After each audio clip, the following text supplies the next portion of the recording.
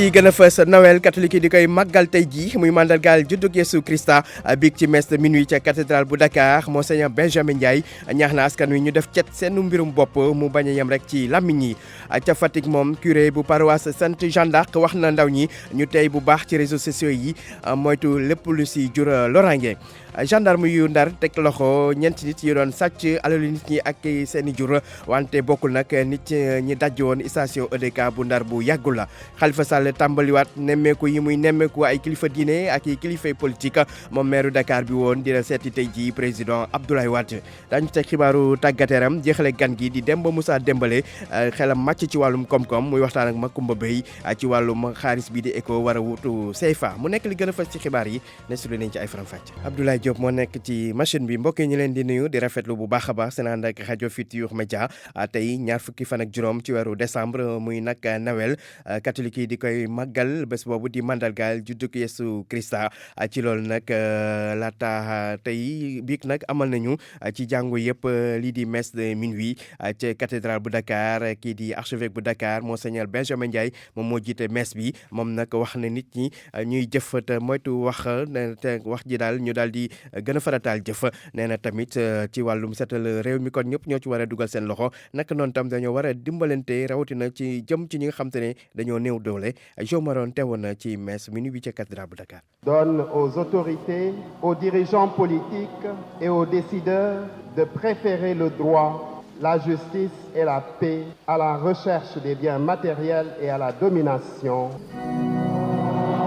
ay xalaat yu jëm ci ñi néew doole ñi amul dara Noël archevêque bu Ndakaaru sukkandiku ci Noël bi ngir ñaax askan wi ñu gën di dimbalante Monseigneur Benjamin Ndiaye. Dieu montre combien il se préoccupe de. yàlla won nañu ni ko nekkinu nit ñi soxalee nekkin bu leen di may ñu dund gu diñ ànd ak jàmm ànd ak sécurité ci biir jàmmoo ak ñëpp tey nag motuwaay yooyu dañuy yóbbu rek ci soxlawu kaaraange waaye ci soxla itam doomu aadama yi li ko waral di ñàkk a tolloo doole ci dëkk bi ak ci dëkkandoo yi. et des disparités économiques qui existent dans l'échelle sociale. luy xalaatam dëkkuwaayu askan wi salte mbalit fu nekk archevêque bu Ndakaaru ne nañu weesu wax rek war nañu jëfee. que d'efforts il nous reste encore. ci kanamu jafe-jafe yooyu yëpp buur bi woo nañu ci jàmmoo dund suñu biir ci modestie ak respect li nga xam ne moom moo ñu wër muy suñu cadre de vie dese nañu nag ay jéego yu bari ngir romb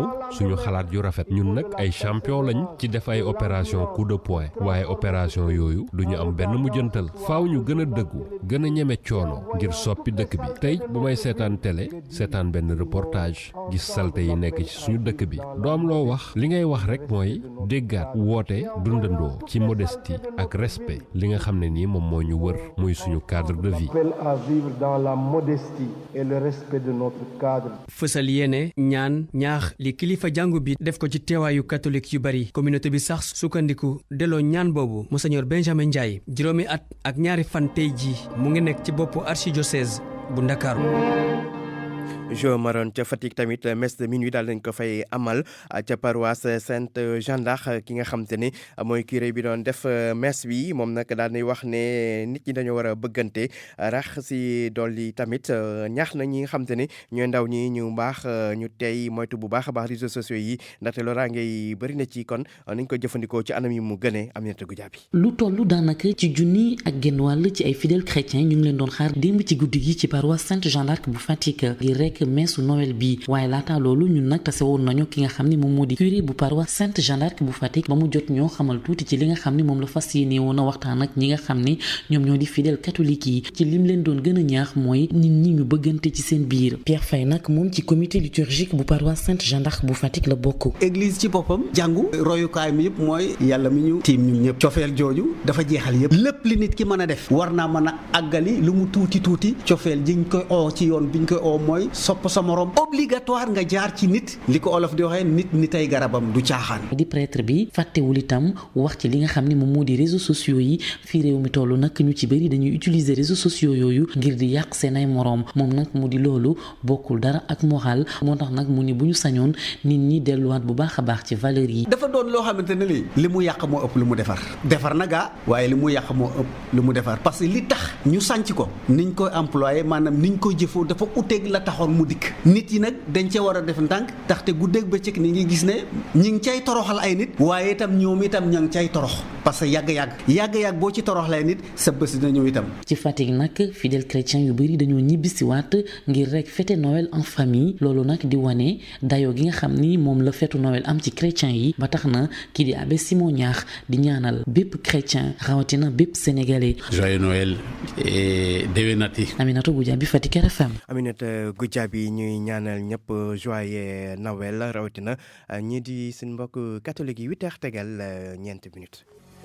pour man RFM mooy rajo bi gën a jege askan wi. RFM rajo bi jaamu seen soxla. wéy ci xibaar yi wax ci leneen di ñeenti nit ñu jàpp ca Paal ñoom nag li leen jàpp mooy wàllum sàcc jur waaye tamit di jënd lu ñu sàcc waaye kenn ki si ñoom sax dañ ko mujjee bàyyi gannaaw biñ ko téye woon ndax amuñu ay firnde ci ne nag ci ñi def ñaawteef yooyu ci la bokk ñeneen ñoom suba leen war a jégbal procureur waaye gendarmerie nag mi ngi leeral ne ñooñu ñu jàpp bokkuñu ak wéy yi nga xam te ne ñoo fi dajoon station EDK Oil bu Ndar ci lu yàggul fan yi rek ñu weesu Mohamed Nabi Sila. ñeenti nit yu bokk ci ay samba boy yu ñu tuumaal ci càcc doon lu ñu tëye ci gendarmerie bu Ndang ñii nag ñu jàpp leen ci commune bu Paal kenn ci ñeent ñooñu sax dañ ko mujj bàyyi mu ñibbi këram gannaaw ba gendarmerie amul preuve yu doy ci nit kooku ñett ñi fa des doon ñu ñuy toppee càcc dajji boutique sàcc jur ba jëflanteeg ay nit jaay ko bokk ci li tax ñu tëye leen alxamis ji dañ leen présenté ci kanamu procureur de la république ñett ñooñu sax bokk ci ñu ràññee lool ci jëfin yu ñaaw yi askan wi di indi seede ci kanamu gendarmerie di fesal yàqu-yàqu ak càcc goo xam ni jot nañ leen ko def ñaar ñi dëkk ci biir commune bu Paal kenn kii dëkk ci commune bu Fass Ngom gendarmerie di wéyal enquête bi ngir yokk kaaraange askan wi nga xamee ni soxla nañ ko lool tey jii ñu pare digaloo ak gendarmerie ngir mën a dund ci seen teeyu bakkan waaye takk deri liggéey bi ñuy wéyal ci brigade territoriale taxul ñu indi jokkoo ci diggante ñi ñu jàpp ak ñi nga xamee ni ñoo defoon braquage ba ci station EDK Oil ba Isma Sow ñàkk ci bakkanam liggéey bu ni mel doon lu askan wi gërëm. RFM ci Ndar Géej Mohamed Nabi Sila. Mohamed Nabi Sila bu ñu jógee ci gendarmerie wax ci douane nag am jéego yu am solo yu ñu def ca Kolda ndaxte nee nañu daal liggéey bu am solo lu toll ci $1 milliard ci sunu xaalis daal nañ koy am ni recette ci at mi ñu nekk di nag loo xam te ne day wane Pastef goo xam te ne am nañ ko ñoom waa douane ci liggéey bi foofu la ca diwaanu Kolda leerale Abdoulaye Diallo. wàllu recette ya ca douane ñooy dox ni mu waree fii ci diwaanu Fuladu bi ñu dégloo kaddu yi lieutenant colonel Georges Silva mooy ki jiite subdivision régionale douane bu Kolda. résultat yi boo xoolee fi ñu toll nii ci année bi dépassé nañu résultat yi ñu amoon daaw liquidation yi ñi ngi si 861 millions te mois de décembre bi benn fan sa bokk ci amande yi ñuy def amande yooyu mi ngi toll ci 124 millions te weeru décembre bi bokkagu ci donc yooyu yëpp duggee Kolda dina dépasser $1 milliard en termes de recettes te pour la première fois ñu am ko ci dëkk bi. poste douane bu Kalefuru mooy poste douane bi ëppale li muy dugal ay koppor ci douane bi lieutenant Waly Claire Diouf mooy ki jiite poste des douanes bu Kalefuru. waa recette ren moom yokk na bu baax a baax alhamdulilah parce que fi mu nekk nii boo xoolee année bi jeexagul waaye ñu ngi ci 728 millions 104 596 ba ko xayma ak daaw ba année bi jeexee ñu ngi ci woon 628 millions ma ci yaakaar na ne année 2020 incha allah mun nañu am $1 milliard. coppite yi jot a am ci wàllu service douane te ñu tax brigade yu bëri nekk ay poste yokkute gi ñu amal ci wàllu ndaamaar ak recrutement personnel yi ñooy lenn ci li waral résultat yi ni mel. directeur général ba mu ñëwee def na tournée dem ci unité yu gën a reculé yépp en plus jël na juróomi oto yu baax jox ko unité yu mel ni Kolda affecté fi presque 50 agents. poste de contrôle bu bundu furdu bi nga xam ne waa UEMOA ñoo joxe koppar yi ñu ko tabaxee bañ ko inauguré ci ay bés bi weesu ci corridor Conakry Dakar ca frontière diggante Sénégal ak Guinée Conakry bi le poste de contrôle dafay bokk ci luy gën a ñoŋal liggéey bi douanier ya ca boobee poste di amal te muy waral yokkute ci wàllu recette douanière. RFM Kolda Abdoulaye Diallo. Abdoulaye Diallo bu ñu jógee Kolda dañuy wàcc dem ba Kaolack wax lu soxal wàllu njàng mi ak IEF ba fa nekk ñoom nag am na ni jafe-jafe ndaxte nee na ñetti weer gannaaw bi l'école ubbee jàngalekat yi doyul soxla nañ lu toll ci juróom-ñett fukki jàngalekat ak juróom-ñaar teewul nag IEF boobu dafa ay résultats yu baax ci wàllu njàng mi Ibrahima Diamé. inspection bi yore wàllu njàng mi ci Kaolack département di sargal ndongom yi nga xamante ni wane nañ seen bopp bu baax a baax ci wàllu résultat def def ay performance yu am solo bu ñu sukkandikoo ci kilifa yi am nañ ay avancées yu baax a baax ci ñetti at yi ñu génn depuis 2017 kon lu jëm ci école primaire yi CFE ak BFM maanaam diggu doomu yi Ndeye Diarra Mbaye moom mooy inspectrice de l'éducation et de la formation Kaolack département. jéego yi bu ñu xoolee CFE dinañ gis ni ñetti at ci gannaaw téeméeri xale yoo jël ñeent fukk ak juróom ñoo amoon certificat mais bi ñëwee ren 2019 bi gis nañu téeméeri xale yu nekk juróom fukk ak ñaar am nañu bu ñu demee BFM aussi dañu amoon téeméer bu nekk ñaar fukk ak juróom-ñett kese ñoo amoon mais ren téeméer bu nekk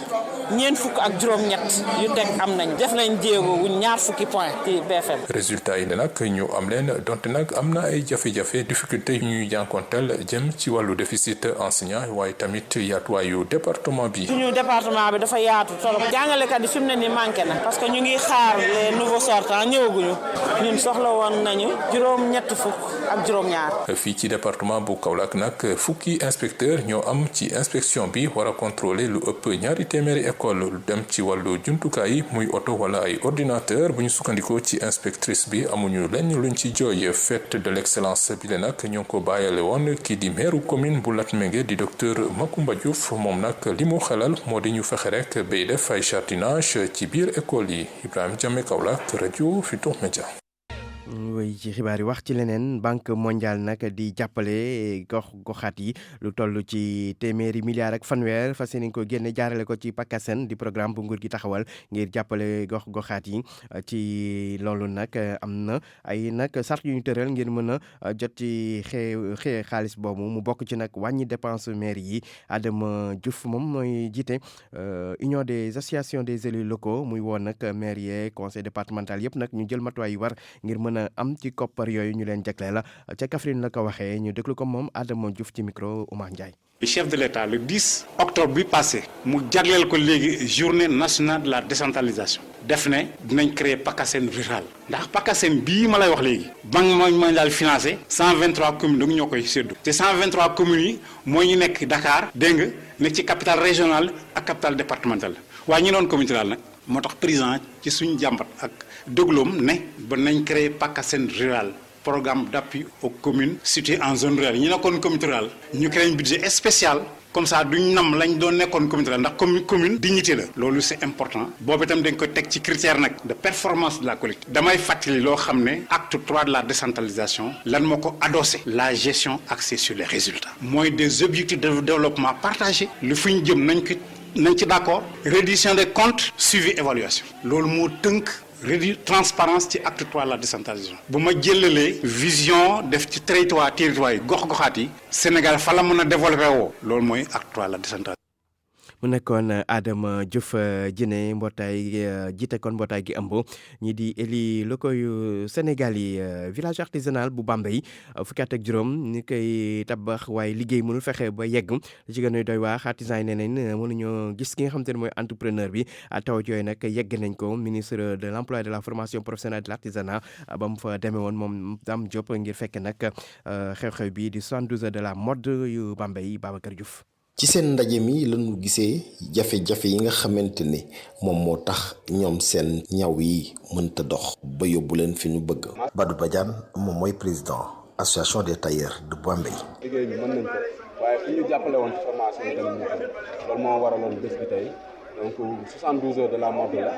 ku wax mode wax tailleur donc di remercier association tailleur yi parce que donc xool li nga xamante ni mooy jafe-jafe département bi non seulement ñu ànd ci ak tailleur yi kese mais ñu ànd ci ak suñu mbokk artisan yi. te jafe yooyu nag teg nañ ko ci taabalu ki nga xamante ni mooy ministre bi leen jiite ki ko fi teewaloon ne dinañ ci xar seen tànku tubéy ba 2020 bii dootuñu ko dégg. Gorgui Ndiaye di directeur de cabinet ministère de l'emploi la formation professionnelle ak artisanat. wax na que le village artisanal ministre wax na que jox na instruction le directeur de l'artisanat ci budget 2020 wu ministère bi incha allah am na lu ñu fa programme autour de 50 millions pour mën a jeexal travaux yooyu noonu si 2020 bi incha allah rabbi. di rappelé na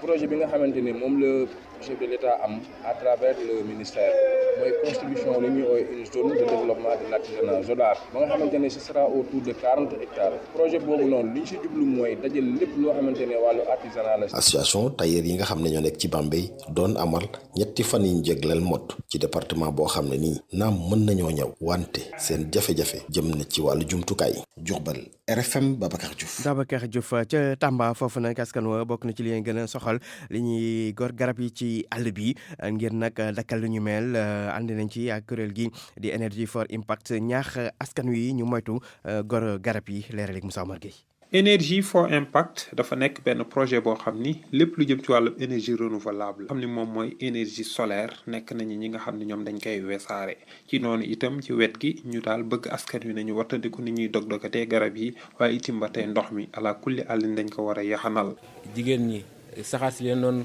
sonal ci waañ yi mu wàññeeku ngir nga mën a yokk seen wér-gu-yaram xam nga saxaaru togg matt moom daanaka baaxul ci ay poumon donc mën na andi feebar. tamit day yàq àll. soxna yi yëngu ci wàllum napp gi fi faree ci Gouloumbou daal nañ leen jagleel benn frigo boo xam ni chambre froide solaire la mën nañ ko di pousse di ko yóbbu fu leen neex loolu nag jën yi nga xam ne dafa daan yàqu ci seeni yoxo mën nañ ko ciy denc. ci ndimbalu GIZ jaarale ko ci projet bi naan PED programme énergie et développement donc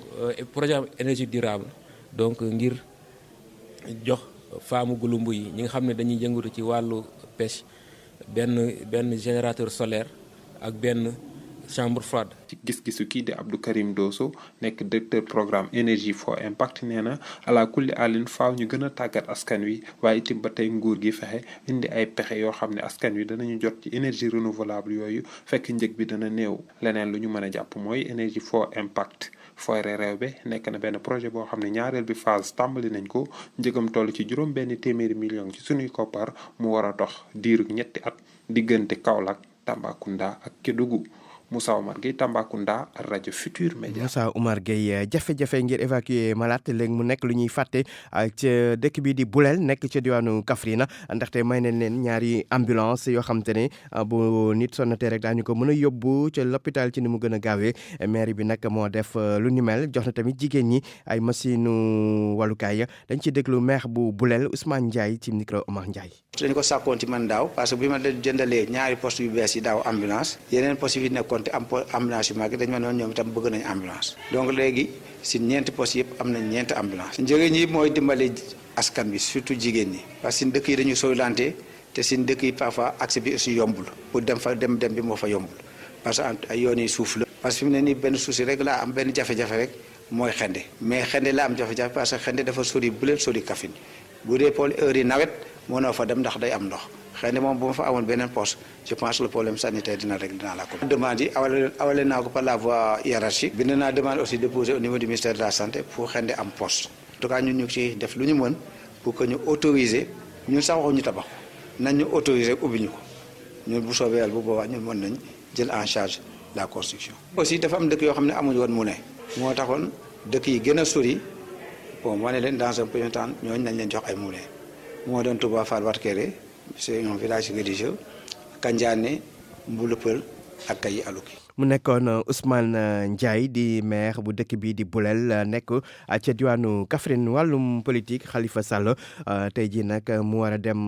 seeti président Abdoulaye Wade maire Dakar bi woon di dem kon nemmeeku ji njiiti réew mi fi woon loolu nag tey jii suba lay doon ca 10 heures mu nar a dem ci kër président Abdoulaye Wade nekk fii si corniche bi. RFM bitim réew. xibaaru bitim réew door ko ak Burkina Faso foofa fanweeri civil ak juróom la ñu faat naka noonu tam juróom-ñaari militaire ñu faat leen démb ci ko congo bu am ca dëkk bi di Axbinda nekk ca gox bi di sum ci bët gànnaar réew mi ñi nga xam te ne nag ñoo yor karange gi nee nañ tamit faat nañu juróom-ñett fukk ci ñi nga xam te ne ñoo def lu ni mel ab nag woto bu ñu yëpp bomb moo daal di kalaate gannaaw bi nga xam te ne ci booru détachement militaire di ay soldats. ca benn foofa nag yoon daal dinay daan benn journaliste boo xam te ne journaliste d'investigation la ñu ngi ko daan nag at ak genn wàll yu mu war a tëdd kaso ak tamit alamaan bu toll yi ci ñeent fukki junni moom moomu nag procureur de la république bu Cotonou moo ko plaintoon ndaxte nee na dafa daal di nag wax la ko lu mu waxul ci benn atelier boo xam te ne dafa nekkoon moom procureur bi Ignace Sossou bi fekkoon atelier boobu dafa defoon ay post ci réseaux sociaux jël lenn ci li procureur bi wax daal di koy dugal te procureur bi nee na méngoowul ak ni nga xam te ne noonu la ko waxee ci ndaje boobu. RFM Sport. yegsi ci xibaaru tàggat yaram ànd ceeg Abdou Diouf Junior. jërë ngeen jëf ci déglu bi daal leen jàmm ci seen xibaaru tàggat yaram yi FIFA li mu bëgg programme FIFA football for school daal dinañ koy door fële ca Ziguinchor fédération sénégalaise bu football li mu bëgg moo di fexe ba ndaw yi nga xam ne ñoo nekk ci l'école yi ñu mën faa yóbbu bal yi téye leen foofee ca l'école yu ñu weel seen njàng bu ñu ko deful dañuy génn ca l'école ba wuti bal ba loolee nag nee nañu ab mbir bu bees la boo xam ne tëral nañ ko rek ngir gën a yokk wàllu football bi rawatina ci ndaw ñi Mayacine Mar mooy directeur technique national bu football ñu déglu ko ak Lamine Ba. Nous sommes maintenant en train de développer le football à partir de la base. suñu yéene mooy sukkali football bi dooree ko ci suuf ndax loolu nag mooy bëri la laaj école yi nag doon na bërëb yoo xamante ni mën nañ fa fekk ndaw ñi moo tax projet football for school yi nga xamante ne kon waa FIFA ñoo ko indi jot nañu kon daaw lu ëpp fukki experts yoo xamante ne ca FIFA lañ bàyyee ko ñu ñëw def fi fukki fan yoo xamante ni jot nañoo visiter ñu def fi fukki fan yoo xamante ni jot nañoo visiter établissement yu bëri bu ñu noppee amal nañu ay séances d'entraînement waaye def tamit ay séances vidéo fu mu toll nii ñun ñooy benn réew ci Afrique bi FIFA tànn ngir door li ni mel loolu nag li ko waral mooy résultat yu baax yi nga xamante ni am nañ ko ci ndaw ñi xale yi nag léeg-léeg ñu daw école ngir dem wutali bal bi maanaam football moo tax faaw ñu fexe ba ñu delloo leen ci école yi su ko defee ñu mën a wéyal seen jàng waaye itam continuer seen football projet bi nag ñu ngi koy door fii ci Ziguinchor. Par les régions en choisissant effectivement Ziguinchor. fële ca Géejawaay nag ni nga xam ne noonu la ñu tëralee match yi ca stade ba tax na ba ñi nga xam ne ñoo di ASC Espoir daal ci am li leen métti Khalifa Gueye mi nga xam ne moom lañ dënk stade ba indi na ci leeral nee na daal amul loo xam ni mairie ba defu ko ngir mën a jàppale ñi nga xam ne ñooy yëngu ci wàllu tàggat yaram rawatina ci wàllu football foofee mu leen di ñaan rek ñu ànd ak daal ci mbir mi dañu koy déglu moom Khalifa Gueye ak Salif Sow. ville bi non seulement di leen di accompagner chaque année ci subvention boo xam ne liquide la boo xam ne da leen koy jox après seen fonctionnement mais également di ñëw en appoint jël stade bi mettre à leur disposition chaque semaine mu jox leen 3 séances de 2 heures de temps loolu bu ñu ko nattee ci wàllu xayma rek séances yooyu ñu leen di jox bu ñu ko nattee ci at mi dina mat à peu près 2,5 millions te loolu yaakaar naa ni club yu ko am seen ay ville te ville bi nekkul ñoom rek la war a toppatoo. ci gàttal daal mun leen yokk heure bi delloo ko fa mu nekkoon. non ñun moom heure yooyu du ñun ñoo am pouvoir apprécier ko yaakaar naa ne li ñu leen jox mën nañ ci jàpp suñu bëggee leneen parce que ñoom nañu bu ñu fàtte club privé lañ c'est pas du club bu nga xamante ni club la boo xamante ni du club de la ville. club au-delà de club. stade bi du stade u quartier stade bi du stade mais loo gis lu ne am na fañ koy implanté mais di wax ni loolu nag moom c'est pas de mon ressort man nag ndawal buur laa ndawal buur nag day topp yoon wi ko buur tracel te yoon bi ñu buur tracel yaakaar naa ñun loolu mooy suñu objectif leneen li moom suñu yoon nekku ci donc ñeneen ñi ko war a décider bu ñu ko décider ñun amuñ ci benn problème. football ca bitim réew Watford bu Ismaïla Sarr daal dinay dalal kenn koo xam ni yaakaar nañu ne mën na leen dimbali ba ñu bañ a wàcc Eric Roy lay wuyoo directeur sportif bu bees bi doomu Nice la fële ca France juróom fukki at ak ñaar la am moom nag contrat bi mu ngi jëm ba ci njeexitalu saison bi Watford ak Ismaïla Sarr jamono ji fukki poñ ak ñaar kott la ñu am bi yëf yi tàmbalee ba léegi ñoom ñoo mujjee kon ci classement bu Premier League anglaise ñaari ndam la ñu am benn bi dimanche ji ñu weesu la seen diggante ak Manchester United ñaari bal ci dara Ismaïla Sarr dugaloon na ci boobu la jongante mu ñeel fukk ak juróom-ñetteelu bëccëg bi kon fexe rek ba ñii nga xam ne ñoo di waa Watford bañ a wàcc moom la ñu sas Eric Roy waaye nag nañuy dooree du yomb ndax Sheffield wala la ñu war a am ci alxames ji ci Boxing Day bi Sheffield nag mooy juróomeel ci wàllu classement bi am lu toll ci ñaar fukk ak juróom-ñett ci ay poñ Boxing Day boobule di bés bi nga xam ne moo topp ci Noël bi te ñu koy football fële ca Angleterre jongante bi ci gën a fës mooy Leicester Liverpool day dem fële ci King Power Stadium daje fa ki nga xam ne moo topp ci moom ci classement bi fukki poñ moo dugg seen diggante Liverpool bu Sadio Mané moom moo jiitu am lu toll ci fukk ak juróom-ñeenti poñ Leicester moo ca topp am lu toll ci fanweer ak juróom-ñeenti poñ ñetteel ba Manchester City ma nga war a football ci ëllëg sa seen digganteeg Wolverhampton Manchester City fanweeri poñ ak juróom-ñett la am. Jürgen Klopp nag mu ngay cokkaas Carlo Ancelotti di ki nga xam ne moom la ñu tab bu bees mu war a jiite Everton technicien bu Liverpool mu ngi ko naan dalal jàmm Noël jot na ñu lay ñaanal kon réussite boobee nag moom Carlo Ancelotti boo koy wax xam ngeen ni am na loo xam ne dafa dox diggante Liverpool ak Everton foofee ca Angleterre ndax ñaar ñi ñoom bokk benn dëkk bi. muy xëccoo boo xam ne yàgg na lool ci seen taarix ci wàllu football kon ay cokkaas la moom Jürgen Klopp jógtee jëmale kon ci Carlo Ancelotti nag jonganteem bu njëkk ak ñii di waa Everton mu ngi ko war a amal seen diggante ak Burnley lay doon ci alxames ji fële ca Goodison Park ñoom waa Everton ñoom ñooy 15e am li toll ci fukki poñ ak juróom-ñeent jàppale ne yeneen championnat yu mag yi fële ci Europe ñoom dañoo bër ci weeru janvier bi ñu jëm ci la ñuy dooraat yëf yi fii la ñuy yem ak yéen ci seen xibaaru tàggat yaram yi jërë ngeen jëf ci déglu bi. ñu koy gërëm bu baax moom Abdou Diouf Junior mbokk yi kon ñu yegg si léegi ci gan gi di Demba Moussa Dembélé di économiste moom nag muy waxtaan ak Macoumba Beye ci ECHO di xaalis bees bi nga xamante ne moo fi war a wuutu ECHO dogal mi nag ñu jël ko samedi bee ñu weesu daal di wax ne daal ci atum 2020 kon ci lay tàmbalee dox mun ñu déglu waxtaan wi nga xamante ne moom Demba Moussa Dembélé seq na ko ak Macoumba Beye. léegi kon ci wolof sunu gan Demba Moussa Dembélé maa ngi lay nuyu. maa ngi lay fay. bu ñu nee dañuy jóge ci CFA jàll ci ECHO lan mooy njëkk a dikk ci sa xel yow ci wàllu xalaat ci koom-koom. man de ci lu ma gis pour le moment gisuma ECHO CFA moo am parce que lu ñu wax fële Alassane Ouattara ak Macron lu ñu wax CFA bi CFA dina nekk ECHO pour le moment nekkul ECHO man CFA bi la xam donc pour man décision bi demul fenn. loolu moo tax daal man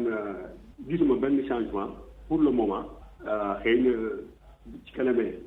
bu fekkee ne 2020 ñëw na ñu ne léegi ECHO la xëy na temps boobu mën nañu wax ECHO mais pour le moment daal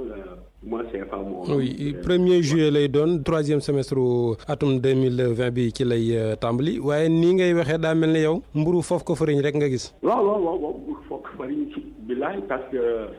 boo seetee affaire bi li ñuy wax yëpp ay symbole la ñu dindi parce que dañu foog ne africain yi boo dindee symbole yi rek coow bi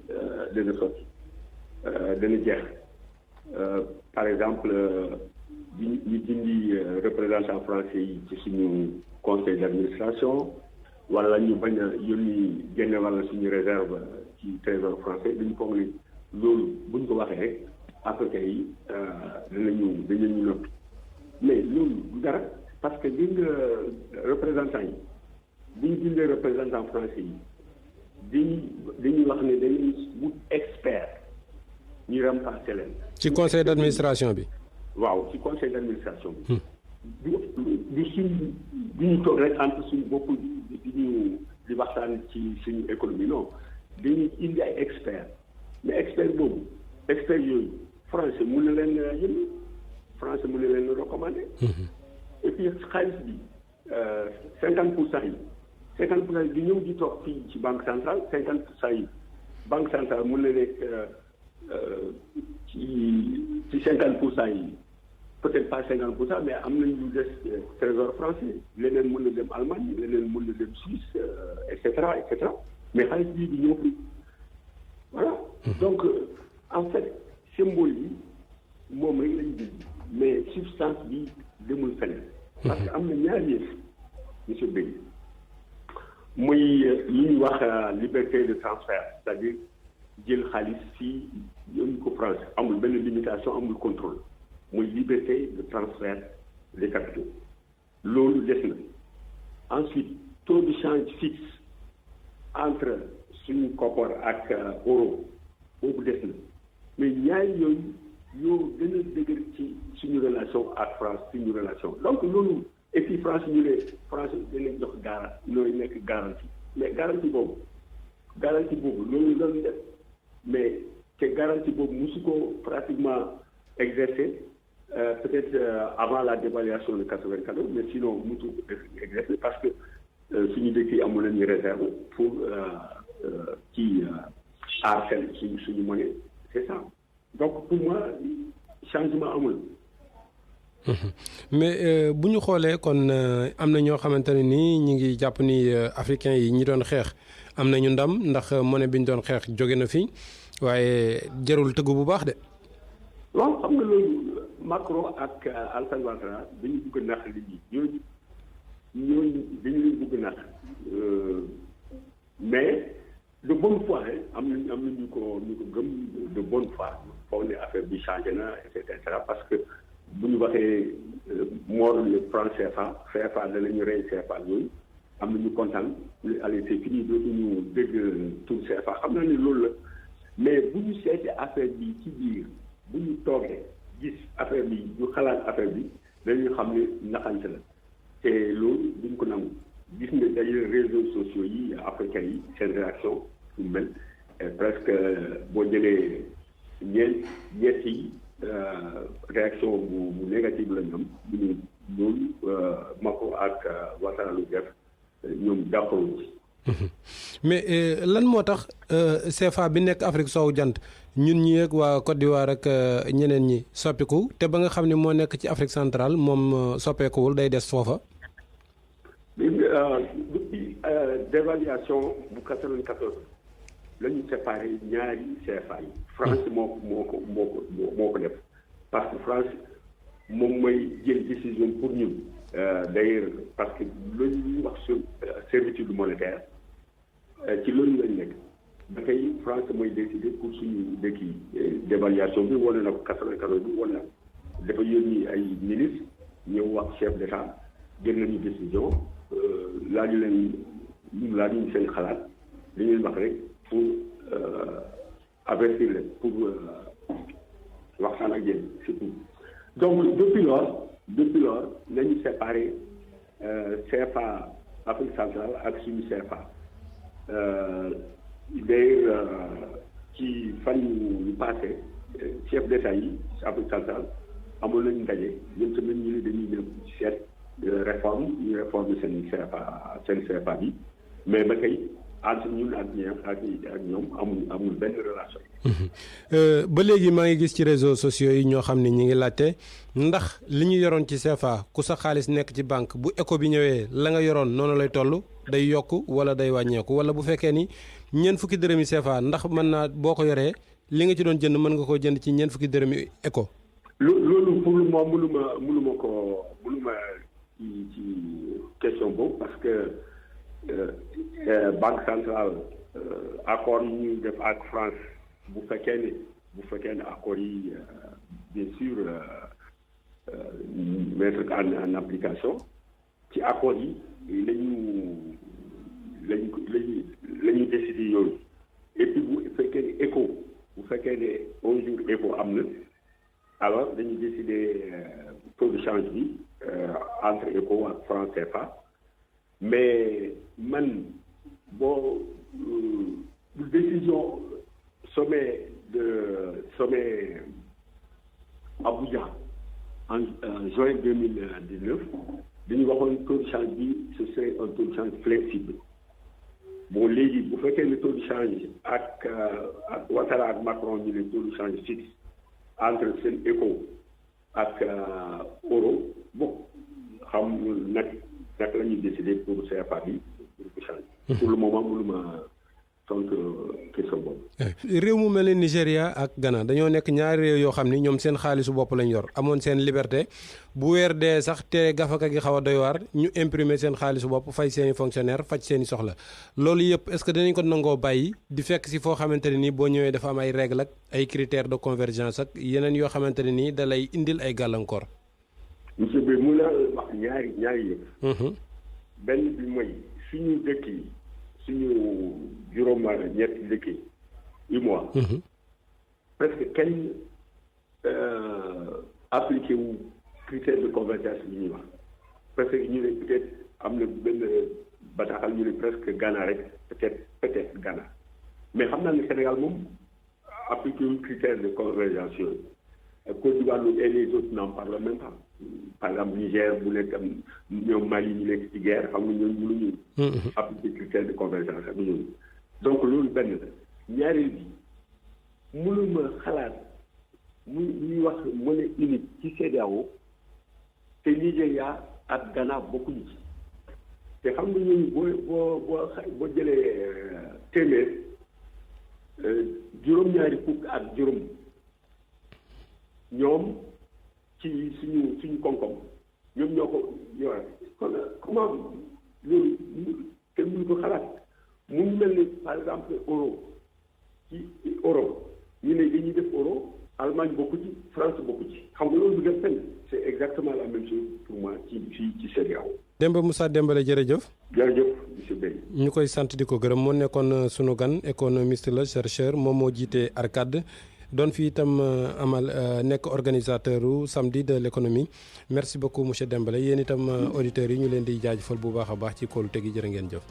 jërëjëf ñu koy jaajëfal moom tamit ma kumba bay ci waxtaan woo mu seqoon ak Demba Moussa Dembélé mbokk yi foofu lañ yem ci xibaar yi ñu def ak pàttali ci li ci gënoon a fës. El Hadj Ndiogou Diène. Noël catholique yi di koy màggal tey muy mandargaal juddug Yesu Christa biig ci messe minuit ca cathédrale bu Dakar Monseigneur Benjamin Ndiaye ñaax na askan wi ñu def